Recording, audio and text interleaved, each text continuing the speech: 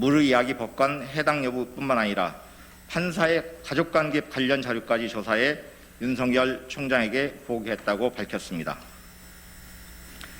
만일 헌정사상 초유의 검찰총장에 의한 판사 사찰이 사실이라면 이는 중대 범죄입니다.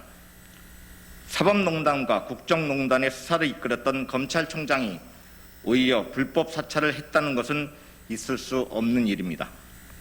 또한 대검은 이를 두고 통상적인 공판 준비라고 말했습니다.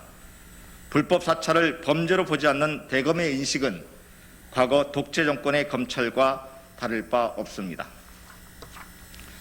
법을 수호해야 할 검찰이 과거 국정원이 해왔던 불법 사찰을 버젓이 저지르고도 뭐가 문제냐 식의 태도를 보이는 것에 경악을 금치 못하겠습니다. 윤석열의 법치주의는 검찰에 의한 사법부 불법 사찰도 용인하는 것입니까? 윤석열 검찰총장은 법무부 장관의 발표가 끝나자마자 법적 대응하겠다고 나섰습니다. 국회 법사위에 출석하겠다고도 밝혔습니다. 그러나 지금 윤석열 총장은 정치 행위를 할 때가 아닙니다. 검찰 권력을 남용하고 불법을 버젓이 감행한 것에 국민 앞에 통렬한 사죄와 반성부터 해야 할 것입니다. 아울러 검찰총장으로 감찰 조사와 징계의 절차에 충실하게 임하여 진실을 밝히기 바랍니다.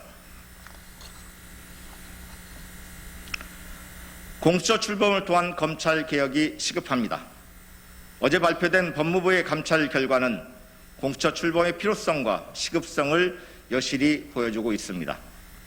특히 조국 전 장관 사건 등 정책 사건의 담당 판사에 대한 검찰의 불법 사찰이 사실이라면 이명박 정부의 민간인 불법 사찰과 박근혜 정부의 사법농단이 결합한 국기문란이자 중대 범죄 행위입니다.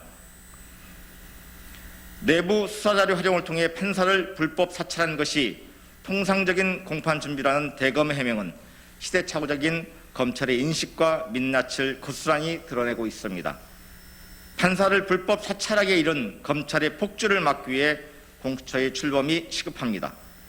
국민의힘이 민생을 볼모로 윤석열 총장을 옹호하며 공수처 출범을 방해하는 한 검찰의 법관 사찰을 통한 정책 이득을 함께 누렸다는 국민의 의심을 피하지 못할 것입니다.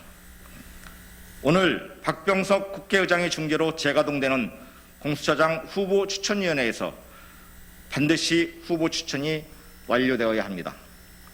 소수의견 존중 규정을 악용한 일부 의원들의 반대를 위한 반대는 국민이 용서하지 않을 것입니다. 아울러 더불어민주당은 국민의힘이 방해로 공수처장 후보 추천에 실패할 경우 공수처가 조속히 출범할 수 있도록 법사위에서 공수처법 개정 절차에 바로 돌입할 것입니다.